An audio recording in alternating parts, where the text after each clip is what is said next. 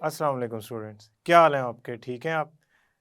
अच्छा, आज का जो हमारा टॉपिक है वो चैप्टर नंबर 3 में लिक्विफेक्शन ऑफ गैसेस है। ये बहुत इंपॉर्टेंट टॉपिक है। इसमें 3 शॉर्ट क्वेश्चन है: क्रिटिकल टेम्परेचर, क्रिटिकल प्रेशर और क्रिटिकल वॉल्यूम। गैस की नेचर इन डिफरेंट वैल्यूज़ पे कैसे इफेक्ट करती है और हम डिफरेंट गैसेस के लिए इनकी डिफरेंट वैल्यूज़ को डिस्कस करेंगे इस टॉपिक के अंदर। स्टूडेंट्स, आज जो हम टॉपिक पढ़ने जा रहे हैं वो एक्चुअली उसके अंदर एक से ज़्यादा शॉर्ट क्वेश्चंस है। ये टॉपिक आपको ये समझाना चाहता है कि गैसेस को अगर आपने लिक्विफाई करना है, यानी कि गैस को लिक्विड में कन्वर्ट करना है, तो उसके लिए क्या कंडीशंस रिक्वायर्ड हैं और कौन सी गैस किन कंडीशंस पे लिक्विफाई होती है और उसकी वजूहात क्या हैं। क्या अमोनिया गैस को अगर आपने लिक्विड में कन्वर्ट करना है तो क्या वही कंडीशन आप ऑक्सीजन को दे सकते हैं कि नहीं दे सकते? सो ऑक्सीजन, अमोनिया, आर्गोन, ये गैसेस को किस तरह लिक्विफाई किया जाता है, आज हम इस बारे में पढ़ेंगे। तो हम अपना टॉपिक स्टार्ट करते हैं, liquefaction of gases. Students, liquefaction का मतलब होता है किसी भी गैस को लिक्विड स्टेट में कन्वर्ट कर देना, यानी कि आप यूं समझ लें लिक्विफाई कर देना किसी गैस को लिक्विफेक्शन कहलाता है। अब गैस और लिक्विड में क्या फर्क होता है, सबसे पहले तो ये समझते हैं, उससे हमें अंदाजा हो जाएगा कि लिक्विफाई करने का मतलब क्या है। देखें, ये है एक कंटेनर और इसके अंदर ये फिर रहे हैं गैस के मॉलिक्यूल्स।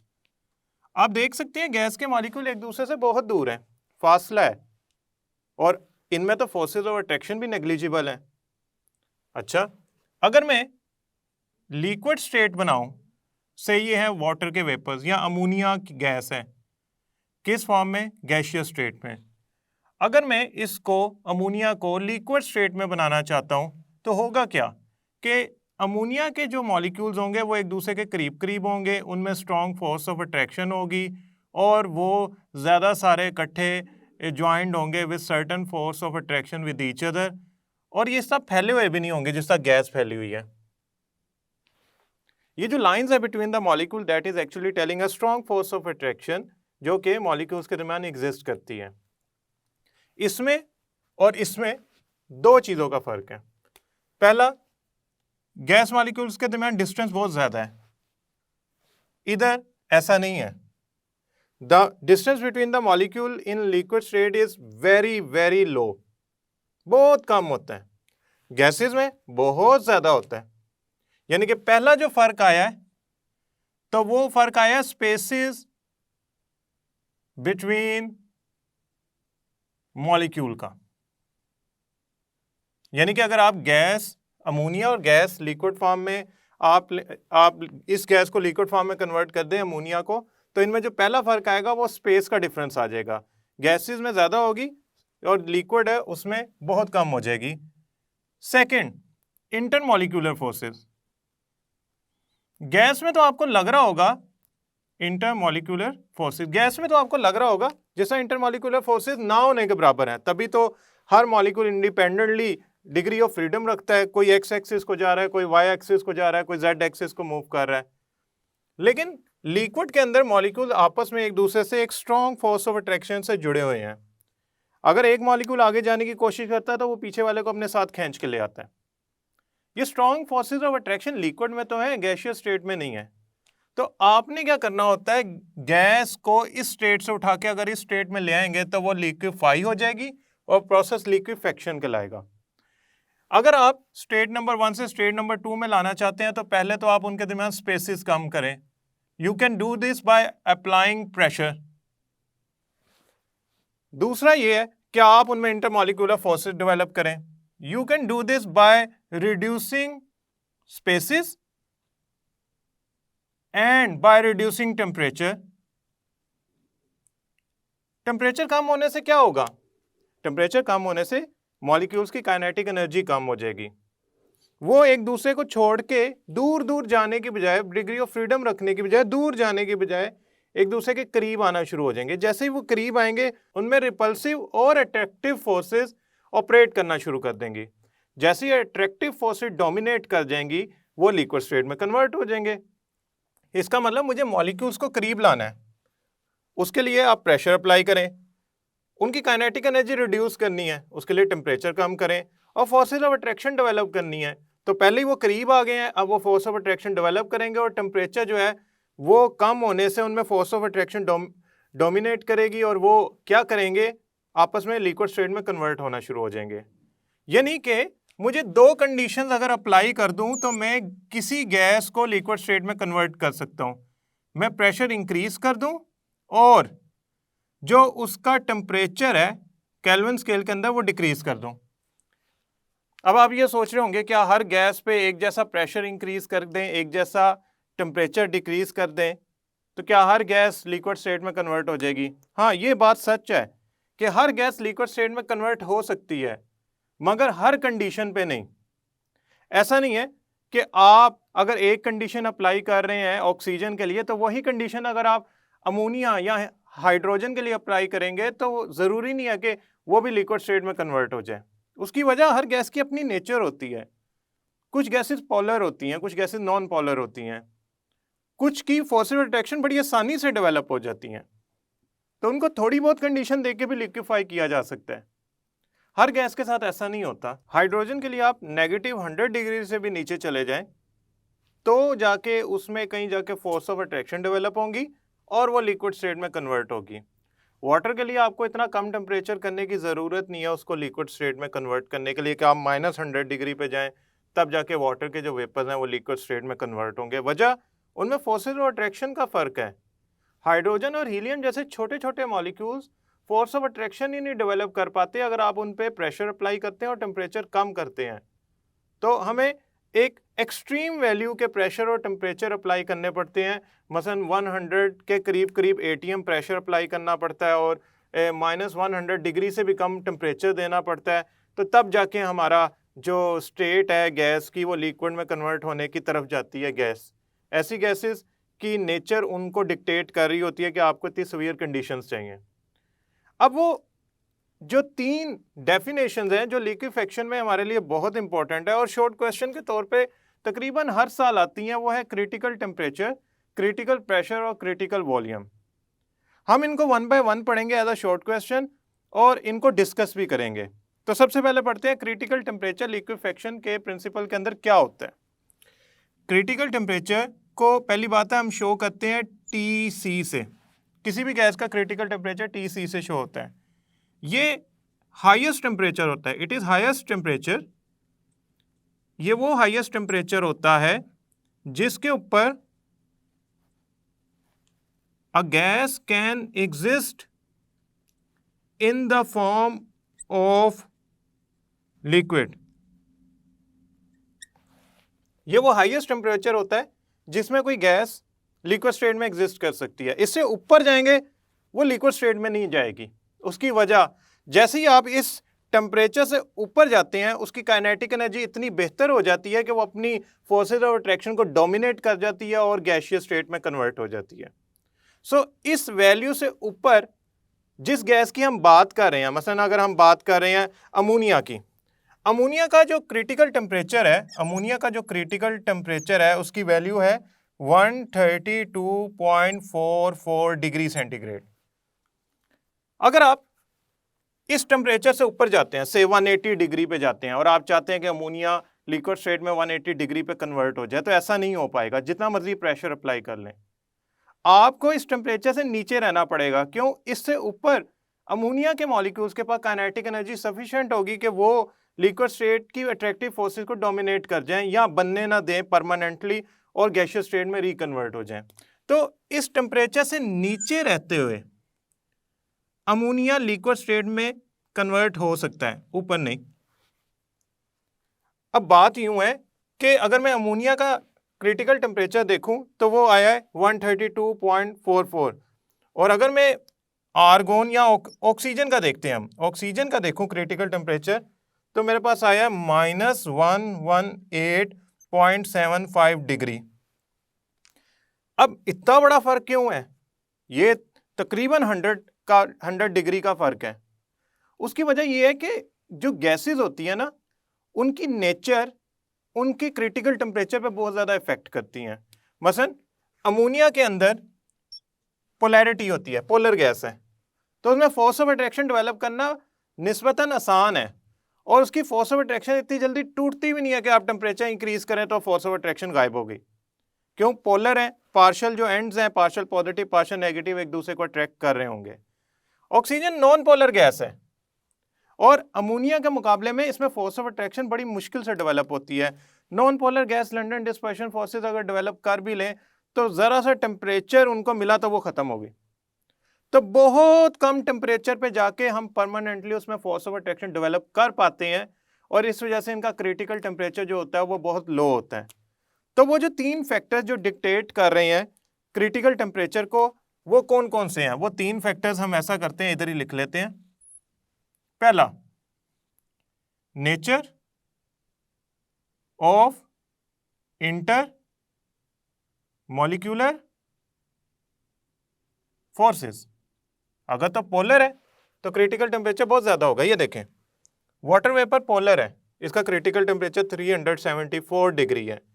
अमोनिया भी पोलर है, इसका भी क्रिटिकल टेम्परेचर बहुत अच्छा है। वाटर के अंदर हाइड्रोजन बॉन्डिंग होती है, जो डाइपोल डाइपोल फोर्स है एक स्टेप आगे की चीज़ है, बेहतर फोर्स ऑफ अट्रैक्शन है, इंटरमॉलिक्यूलर फोर्स है, जिसकी वजह से उसकी बियर करने की सलाहियत टेम्परेचर को उसकी इंटरमॉलिक्यूलर फोर्सेस की ज़्यादा है।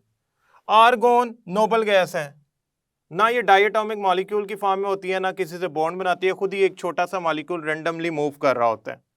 तो इन दैट केस उसमें किसी दूसरे मॉलिक्यूल से फोर्स ऑफ अट्रैक्शन डेवलप करना एक इंतहाई मुश्किल अमल है, क्योंकि इसका साइज भी छोटा है, मॉलिक्यूल भी नहीं है, इसमें नंबर ऑफ बॉन्ड्स भी नहीं प्रेजेंट, और इसका मैस भी कम है, इसका कोई मॉलिक्यूल है ही नहीं तो शेप भी नहीं हो सकती मॉलिक्यूल की। तो इन दैट केस इसका जो क्रिटिकल टेम्परेचर बहुत लो आएगा। तो वो दूसरा फैक्टर जो डिक्टेट कर रहा है क्रिटिकल टेम्परेचर की वैल्यू को, वो साइज है, या तीसरा फैक्टर शेप ऑफ मॉलिक्यूल है। ये 3 फैक्टर से आप जज कर सकते हैं कि आपके पास जो क्रिटिकल टेम्परेचर की वैल्यू होगी वो ज़्यादा होगी या कम होगी।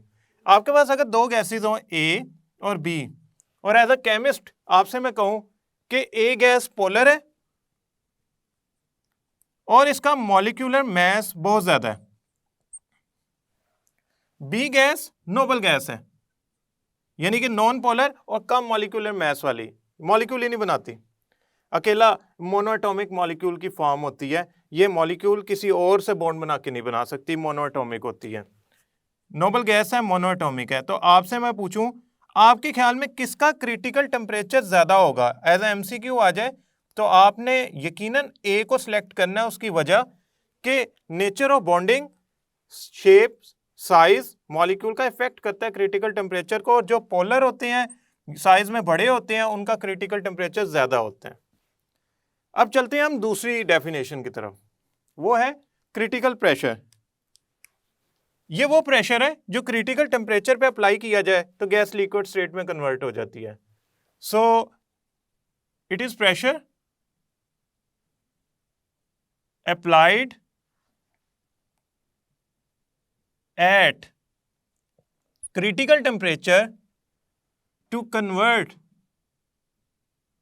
a gas into liquid state। इसके भी हालात वही हैं जो क्रिटिकल टेम्परेचर के हैं। पोलर गैस है, ठीक है, पोलर गैस है, और जो आपके पास साइज और इंटरमॉलिक्यूलर फोर्सेस का या नेचर ऑफ गैस का डिफरेंस है, तो इसकी वैल्यूज भी डिफर कर जाएंगी। अब जो क्रिटिकल प्रेशर इसका होगा वो इसका नहीं होगा। Critical pressure for water vapour है 217 atm और क्रिटिकल प्रेशर फॉर आर्गोन है 48 atm। तो ये वैल्यूज भी डिफर करती हैं due to the nature of gas. Critical volume क्या होता है? अच्छा, क्रिटिकल वॉल्यूम वो गैस का वॉल्यूम होता है जो क्रिटिकल प्रेशर और टेम्परेचर अप्लाई करने के बाद जो गैस ऑक्यूपाई करती है वो कहलाता है क्रिटिकल वॉल्यूम। फॉर एग्जांपल, अगर मैं आपको इसकी डेफिनेशन लिखूं तो it is volume of gas measured at critical temperature and critical pressure। इसकी एग्जांपल लेते हैं हम करते हैं कार्बन डाइऑक्साइड की एग्जांपल। कार्बन डाइऑक्साइड का 1 मोल 95.65 cm³ वॉल्यूम ऑक्यूपाई करता है इन कंडीशंस पे, तो हम इसे कहेंगे ये क्रिटिकल वॉल्यूम है कार्बन डाइऑक्साइड का। अब दूसरी है ऑक्सीजन गैस। ऑक्सीजन गैस का जो वॉल्यूम है क्रिटिकल टेम्परेचर और क्रिटिकल प्रेशर पे 1 मोल गैस का, वो है 74.42 cm³। Critical temperature critical pressure पे। अब यहां तक इसको शो किया जाता है VC से और इसको शो किया जाता है PC से। प्रेशर क्रिटिकल, वॉल्यूम क्रिटिकल और टेम्परेचर क्रिटिकल। अब इनका वॉल्यूम से भी आप एक अंदाजा लगा सकते हो कि मैंने जैसे गैस की नेचर तब्दील की, साइज छोटा किया तो वॉल्यूम चेंज हो गया। आप हरगिज ये ना सोचिएगा कि ये तीनों चीजें या तीनों डेफिनेशंस की जो एग्जांपल्स हैं वो हर एक के लिए सेम वैल्यूज जनरेट कर रही हैं। ये एक ऐसी सिचुएशन है जो आपको तब फायदा देगी जब आप किसी गैस को लिक्विड स्टेट में कन्वर्ट करना चाह रहे होंगे। फॉर एग्जांपल हाइड्रोकार्बन्स को लिक्विड स्टेट में कन्वर्ट करके ट्रांसपोर्ट किया जाता है एक कॉन्टिनेंट से दूसरे कॉन्टिनेंट तक।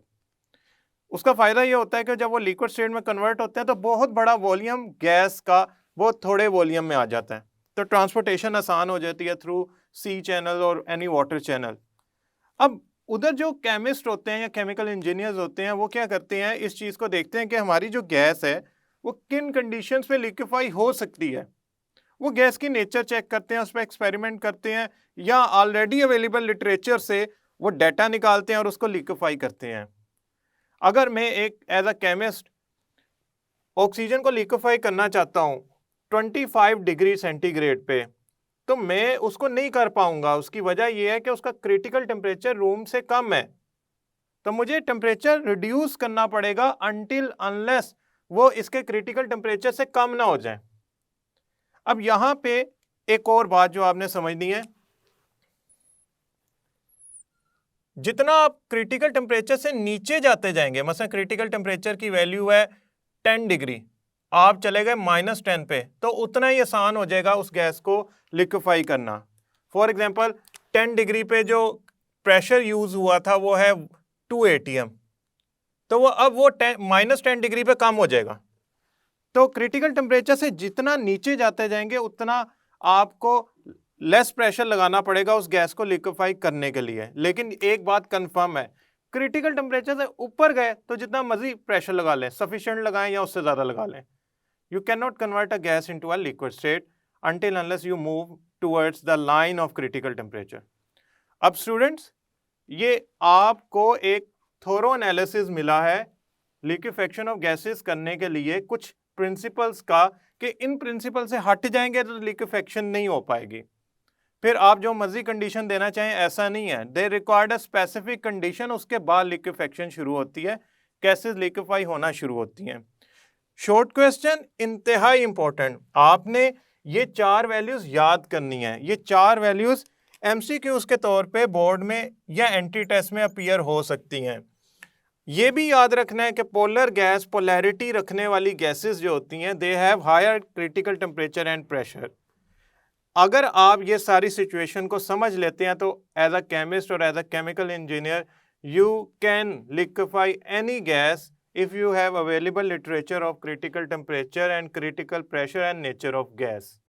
तो स्टूडेंट्स, आपको आइडिया तो हो गया है कि कोई भी गैस क्रिटिकल टेम्परेचर से ऊपर लिक्विफाई नहीं हो सकती, और क्रिटिकल टेम्परेचर पे जो प्रेशर अप्लाई किया जाता है उसे क्रिटिकल प्रेशर कहते हैं। और क्रिटिकल वॉल्यूम क्या होता है, आपने एक बात याद रखनी है कि इन क्रिटिकल टेम्परेचर प्रेशर की जो वैल्यूज़ हैं ये एक्चुअली डिपेंड करती हैं कि आपके पास गैस कौन सी है, पोलर है, नॉन पोलर है, साइज़ क्या है उसका, मॉलिक्यूल का साइज़ बड़ा है या छोटा है। ये 3 इंपॉर्टेंट शॉर्ट क्वेश्चन है। इसमें वो एमसीक्यू ये ज़रूर पूछ सकता है कि critical volume of carbon dioxide या जो अवेलेबल हैं बुक्स के अंदर। तो आपने इस टॉपिक को अच्छी तरह याद करना है और इसको एज अ शॉर्ट क्वेश्चन ज़रूर करना है।